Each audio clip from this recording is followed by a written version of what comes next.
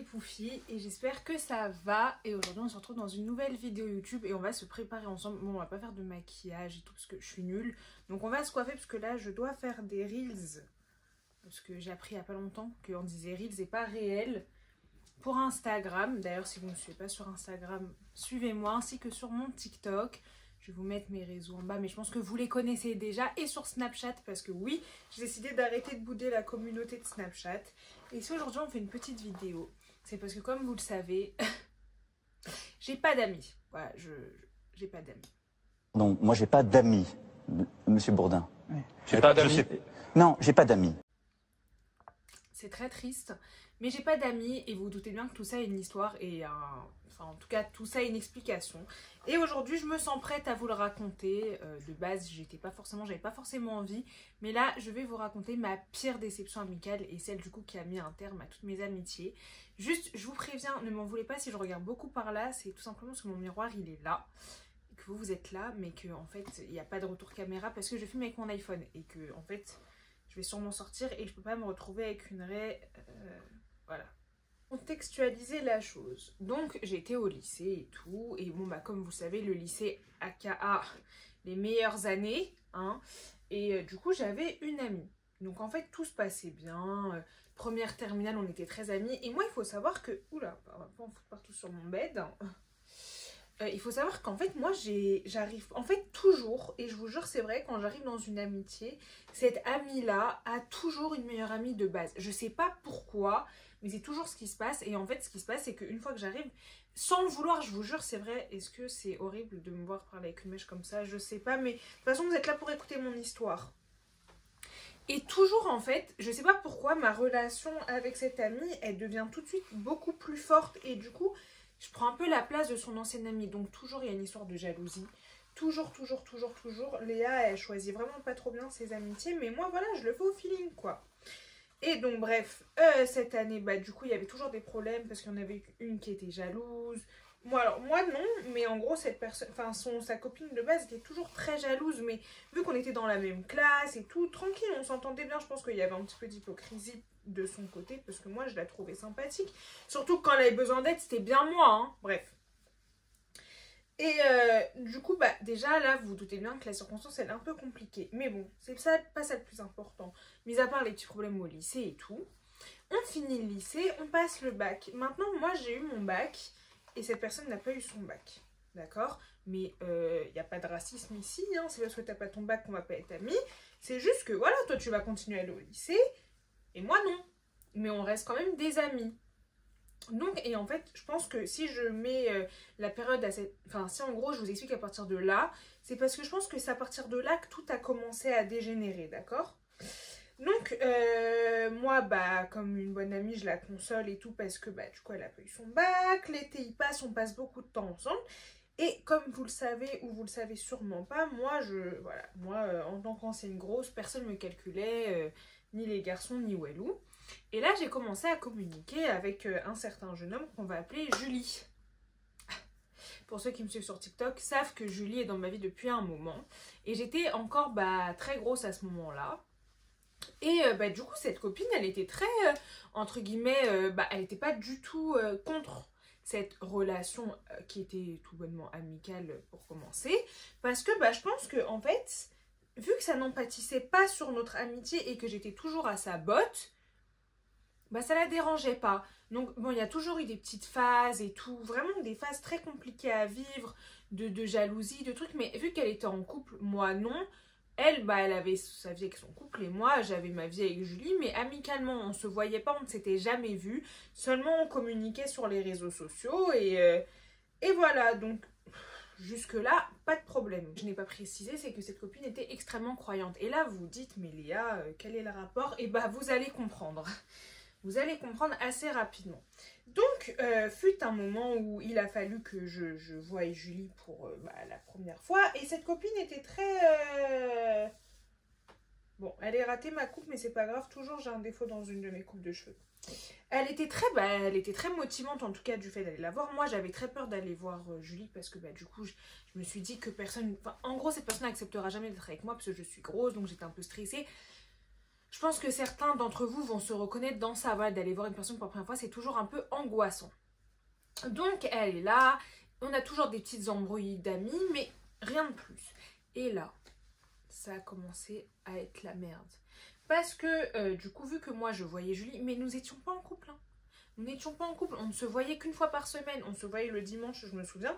Et nous allâmes au cinéma, donc voilà. Et en fait, moi je suis une fille. Je vais jamais laisser ma copine pour un homme ou pour n'importe quoi. Je suis pas comme ça. Mais je pars du fait que toi et moi, on est ensemble toute la semaine. Tous les jours. Tous les jours que Dieu fait, on est ensemble, on est au téléphone. Je pense que le moment où je suis au cinéma, je peux ne pas calculer mon téléphone. Je pense que c'est un droit que je peux m'octroyer en tant que jeune femme de 18 ans à l'époque. Je peux décider ou non de calculer mon téléphone. Et en fait, à partir de là, c'était un peu compliqué parce qu'il y avait toujours un peu ce problème d'embrouille entre nous. Elle disait que moi, en fait, je la laissais tomber pour un garçon. Et là a commencé un petit peu une certaine manipulation avec Dieu. Moi, j'ai une relation très, très spéciale avec la religion. Enfin, une relation très spéciale. J'aime pas parler de ça. Je parle jamais de ça, mais je suis toujours à tout écouter, que ce soit dans l'islam, dans le christianisme, et c'est tout. Je vais pas inventer. Et elle était chrétienne. Et donc, souvent, elle me parlait et tout. Et en fait, toujours, elle me disait, mais tout le temps, hein, que j'étais quelqu'un d'extrêmement mauvais. Que j'avais un cœur extrêmement sombre. Et ça, c'était même avant de rencontrer Julie. Hein, que j'étais une fille extrêmement mauvaise. Que dans ma vie, j'arriverai à rien sans elle.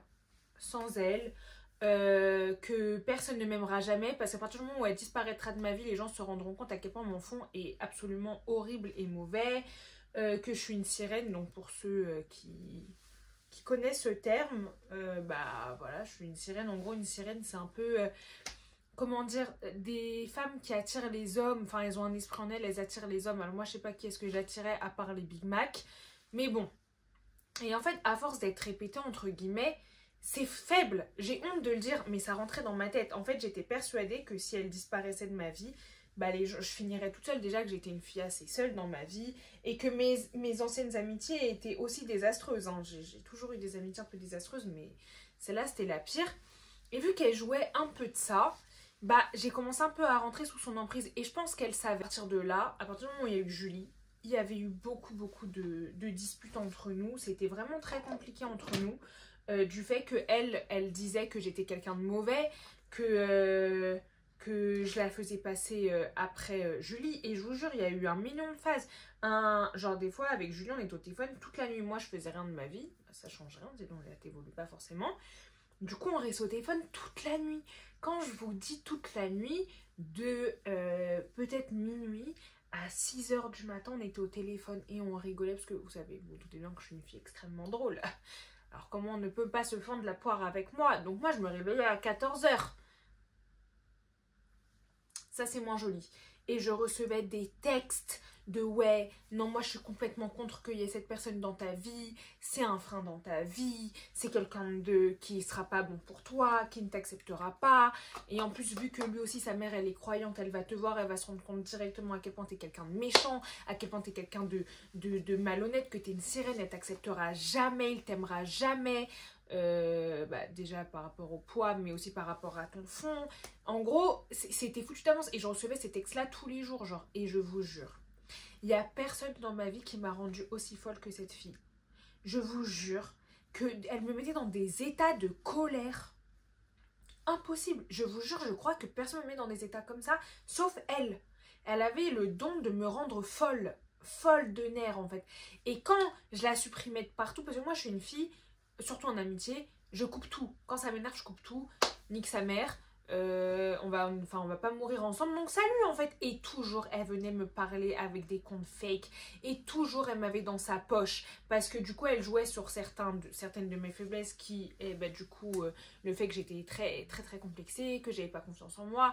Et elle, entre guillemets, c'était un travail vraiment de longue haleine pour elle parce qu'elle me détruisait de l'intérieur en me faisant penser que c'était pour mon bien. C'est-à-dire qu'elle jouait sur le fait que j'étais grosse et que j'avais pas confiance en moi. Elle jouait sur ces petits trucs de oui, mais t'es sûre que tu vas aller comme ça et t'es sûre que ça. Mais je pense pas qu'il va t'aimer. Mais ses ex, à lui, elle ressemble à quoi? Tu sais, c'est plein de petits trucs et t'es franchement quelqu'un de mauvais, t'es quelqu'un de méchant. Et en fait, c'est rentré, mais c'est pas rentré en une semaine, hein, c'est rentré en des mois. Là, je vous parle en presque un an. C'est rentré parce qu'au lycée, ça se passait déjà comme ça. T'es mauvaise, t'es quelqu'un de méchant, regarde ton fond, des guet-apens tout le temps.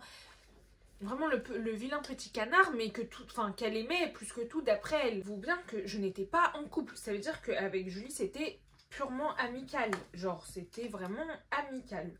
Il n'y avait rien, vraiment rien. Et donc, comme je vous ai dit, donc ça se passait de plus en plus mal. Il y avait de plus en plus de crises de nerfs. Je vous ai dit, presque 3 fois par semaine, j'avais le droit à une crise de jalousie. Je vous jure que, par exemple, pour une petite anecdote, un dimanche, je devais sortir. Du coup, avec Julien, on devait aller au cinéma. C'était grave notre sortie. Et elle m'a appelée vers 16 ou 17 heures. Et elle m'a... Non, je suis une grosse menteuse. Vers 18-19 heures. Elle m'a appelée et elle m'a dit, enfin elle pleurait au téléphone et elle me disait du coup qu'elle voulait partir de chez elle, enfin elle m'expliquait du coup ses problèmes, mais qu'elle voulait sortir, qu'elle voulait pas rester chez elle, est-ce qu'elle pouvait venir chez moi? Alors moi, je devais sortir, mais je suis une bonne amie. Moi je vois ma copine, elle est pas bien, vas-y nique sa mère Julie, enfin pas au sens propre du terme, mais nique sa mère, on se verra une autre fois. Elle me dit viens me chercher et tout, donc viens me chercher avec mes pieds, hein, j'avais pas de voiture et tout, mais elle habitait pas loin, du coup j'y vais, je me dis bon qu'est-ce qu'elle a, qu'est-ce qui se passe, quel est le problème, et elle arrive, moi je m'attendais à voir une fille dépitée, elle arrive tout grand sourire, et je lui dis mais qu'est-ce que t'as, enfin, en gros pourquoi tu m'appelles comme ça, t'étais en larmes et là t'es tout sourire. Elle me dit quoi? Elle me dit ouais, je sais pas, je voulais sortir de chez moi, ma mère elle fait à manger, ça pue. Pardon.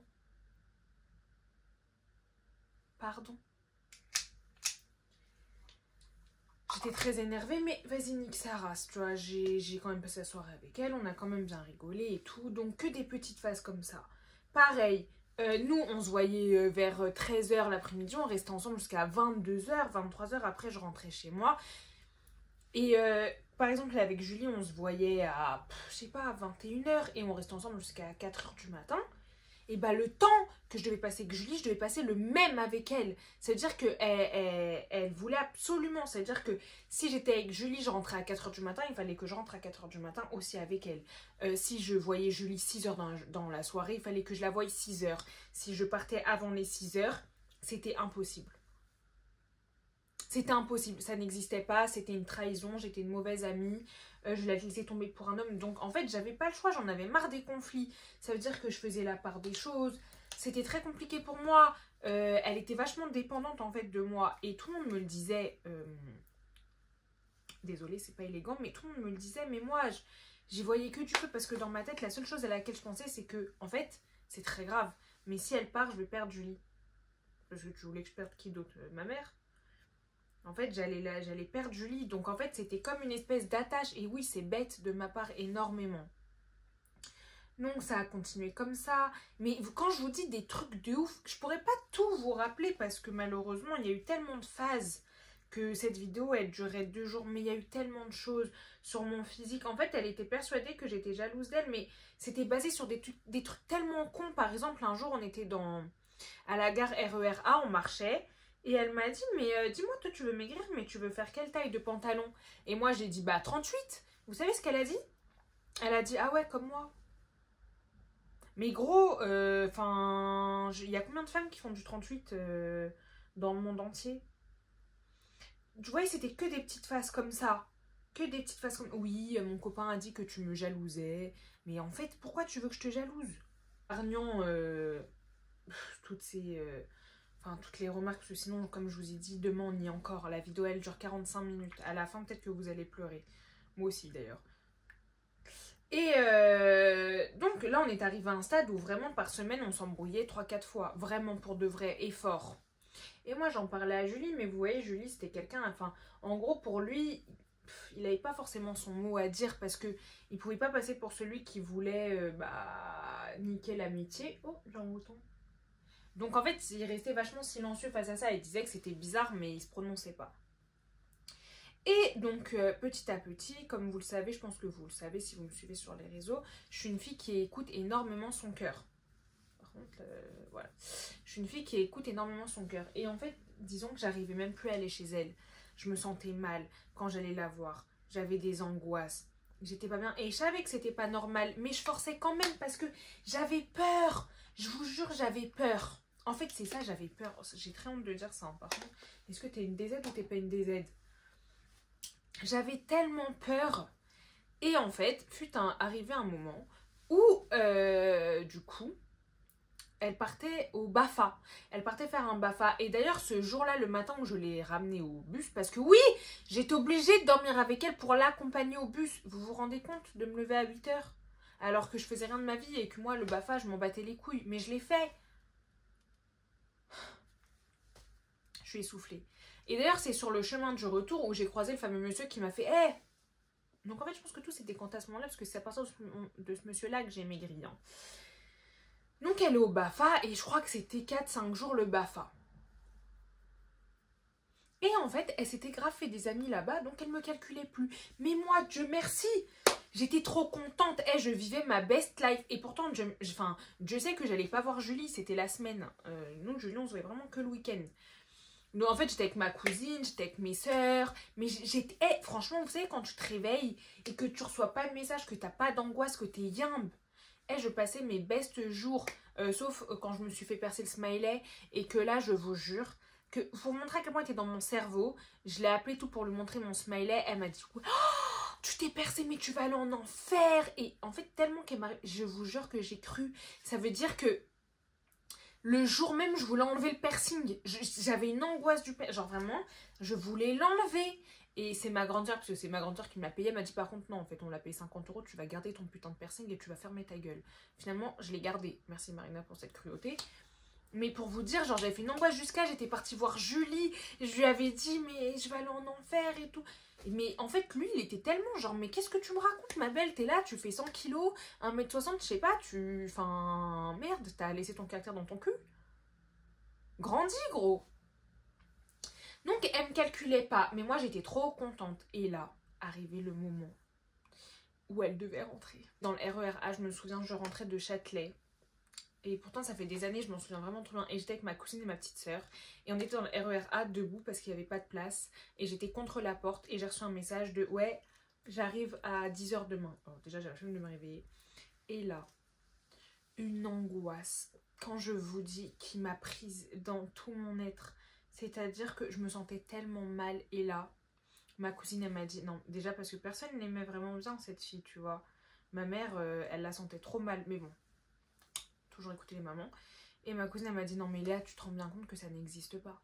Pareil, ma petite soeur m'a dit mais ça n'existe pas d'être comme ça en amitié, normalement t'es pas censé sentir ce genre de sentiment. Et là on sort du RER et je commence à pleurer. Je pleure, je pleure, je pleure. Je voulais pas qu'elle rentre. Je voulais plus revivre ça. Et là je rentre chez moi et comme un déclic je l'appelle. Et même pas énervée, je lui dis écoute, je pense que faut qu'on arrête d'être amis. Il faut absolument qu'on arrête d'être amis. Je peux pas. Je te pardonne pas en fait tout ce... Bon, il faut que j'arrête de faire mes lèvres sinon vous n'allez pas comprendre. Je te pardonne pas ce qui se passe. Je pardonne pas, je n'arrive pas. Je veux plus qu'on soit amis, je supporte plus, vraiment. Et là, quand je vous dis, on dirait il y a un démon qui est rentré en elle. Elle a dit quoi? Elle a dit quoi? Donc, je pense qu'elle devait être comme ça avec un iPhone. Mais comment ça? Mais tu te rends compte? Mais là, tu vas perdre tout le monde. Mais là, il n'y a plus personne qui va t'aimer. Tu vas être seule. Et Julie, il va jamais t'aimer. Attends-toi à ce qu'il parte dans 2 jours. Il va se rendre compte à quel point t'es mauvaise. À quel point t'es méchante, Léa. Toi, il y a tellement d'esprit dans ton corps, mais personne t'aime. Personne t'aimera. Regarde comment ton fond, il est mauvais. Tu me laisses. Qu'est-ce que je vais faire sans toi? Et c'est quand elle a dit ça, dans mon cerveau, j'ai dit non, en fait, t'as juste besoin de moi. Et en fait, j'ai dit c'est mort, je m'en bats les couilles. Et je pleurais, hein. Et tu sais, je m'énervais même pas, parce que ça m'énervait même pas ce qu'elle me disait, mais en fait, j'avais mal au cœur. J'avais mal au cœur, j'avais de la peine. Déjà, j'étais énervée contre moi, parce que moi, Léa, qui toute sa vie, elle a dit moi, je suis pas une girouette, je suis pas influençable. Mais là, t'étais tombée dans le panneau, elle t'avait manipulé, elle t'avait mangé le cerveau. Tu as commencé à croire des choses sur toi-même, que toi-même tu sais que c'est faux, mais tu es rentré dans ce monde-là. Et j'ai dit non, c'est mort, j'ai raccroché. J'étais trop contente, genre je me sentais tellement mieux. Et on dirait que j'avais perdu 10 kilos. Et là, donc ça passe et tout, un jour, 2 jours. Moi, je travaillais, j'avais... Bah alors? Ah, j'avais repris un travail à la boulangerie, je me souviens. Je travaillais et toute la journée, j'avais reçu des appels. J'avais pas répondu parce que bah, je travaillais. Et j'étais dans le RER A à Aubert. Et là, je réponds. Et je dis allô? Et j'entends sa voix. Et elle me dit, c'est bon, t'as réfléchi, il faut qu'on parle. J'ai dit, arrête de m'appeler. C'est mort, gros. En fait, dans le RER A, les gens, ils ont dû me prendre pour une folle parce qu'en fait, ça m'a tellement énervé que j'ai crié dans le RER A. J'ai dit, gros, arrête, c'est mort. Trop beau, mon make-up. Dites-moi ce que vous en pensez, mais je me trouve trop belle. J'ai dit, c'est mort, gros, c'est mort. Je veux plus être ta pote, je veux plus, c'est mort. Arrête de m'appeler parce que je vais devenir folle, en fait. Là, dans mon corps, c'est comme si mon côté algérien était ressorti. J'ai dit, arrête de m'appeler. Arrête. Ça m'a rendue folle. J'ai dit, carrément, je vais changer de numéro. Si tu m'appelles encore une fois la tête, au nom de Dieu, je vais tellement changer de numéro. Je veux plus jamais avoir de compte. Je veux pas discuter. Je m'en fous de ce que tu me dis. C'est mort. Laisse-moi. Et elle parlait, j'ai dit, et putain, et sur la vie de ma mère, t'avises même pas de venir en bas de chez moi. Au nom, t'avises même pas, parce que là, tu sais, dans mon corps, là, il y a un truc qui va rentrer, personne ne va l'arrêter, en fait. Et j'ai raccroché, et elle m'a rappelé. La lumière, j'ai appelé mon daron, j'ai dit, change-moi de numéro. Changer de numéro, jusqu'à, il y avait, vous savez, la RATP, les contrôleurs, j'étais en règle. Il y a la dame, elle est venue me voir, elle m'a dit, ça va, mademoiselle? J'ai dit, oui, non, ça va. Là, ça va. Limite, j'allais dire mêle-toi de ton cul, mais elle était gentille en vrai. Donc j'ai dit oui, ça va, c'est des gens qui me font chier et tout. Elle m'a dit non, parce qu'il faut porter plainte si on vous harcèle. J'ai dit non, vous inquiétez pas, on va plus jamais m'appeler et tout. Vous vous rendez compte? Et donc là, je vous ai expliqué ça. Je sais pas, la vidéo elle va faire combien de minutes, mais je sais pas. Et dites-vous qu'après ça, tout est allé mieux, entre guillemets. J'ai perdu du poids. Je me suis mis en couple et regardez, je touche du bois, je touche du front et je suis encore en couple avec la même personne. J'ai pas forcément avancé dans ma vie sur certaines choses, mais j'ai avancé sur certaines choses, sur des choses que elle disait que j'avancerais jamais. Et en fait, c'est pour vous montrer à quel point il y a des gens qui sont énormément toxiques et des gens qui malheureusement, on a l'impression qu'ils sont là pour notre bien. Et je pense que c'est hommes comme femmes, hein. On pense qu'ils sont là pour notre bien, mais finalement, en fait, ce sont que des poisons dans notre vie et que des freins à notre vie. Donc faites attention à vous. Et d'ailleurs depuis ça j'ai décidé de plus jamais faire confiance à quelqu'un. Et d'ailleurs je pense que ça m'a tellement traumatisée que je n'ai jamais su refaire confiance à quelqu'un. Je ne sais plus, j'ai plus envie en fait, j'ai peur, je suis noyée dans une peur et j'ai déclenché des phobies sociales. Je veux plus aller à l'école alors que je sais que j'aimerais tellement retourner à l'école pour créer quelque chose de bon, mais j'ai pas envie de me retrouver avec des gens parce que j'ai pas envie de recréer des liens, parce que moi je suis pas une fille, je sais pas parler avec des gens quand je m'en fous. Si je m'en fous, je te calcule pas en fait. J'ai peur, j'ai pas confiance, j'ai toute l'impression qu'on va me faire du mal, et je vous jure c'est vrai. Et depuis ça j'ai pris la décision de ne plus jamais avoir d'amis et c'est la vie que je mène actuellement. Donc voilà, je sais pas si vous avez déjà vécu ce type de relation amicale, amoureuse, et j'aimerais trop le savoir pour voir si je suis folle ou si on a vraiment été plusieurs à vivre ce type de choses. Et j'aimerais vraiment avoir votre avis sur cette amitié, et si ça vous intéresse que je vous reparle du coup de certains coups et crises que j'ai pu avoir avec cette amie ou avec d'autres, n'hésitez pas à me le dire parce que j'en ai des choses à raconter. L'harcèlement scolaire, franchement j'en ai beaucoup, donc donnez-moi votre avis, n'oubliez pas de me suivre sur les réseaux sociaux, faites attention avec qui vous restez, n'oubliez pas, les gens sont que des accompagnements de nos vies, donc si vous voyez qu'ils sont nocifs, ils vont niquer leur mère. Voilà.